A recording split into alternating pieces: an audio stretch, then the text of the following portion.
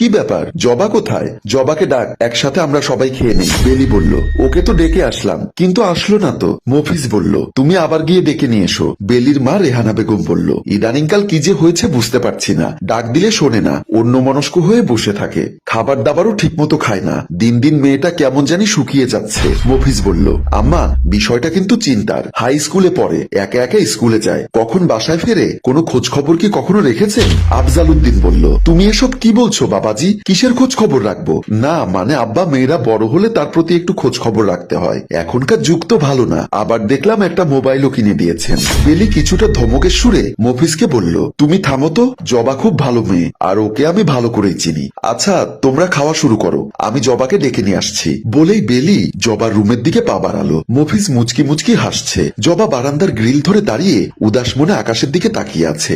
বেলি পাশে গিয়ে দাঁড়িয়ে বলল, তোর কি সমস্যা? সারা বাসা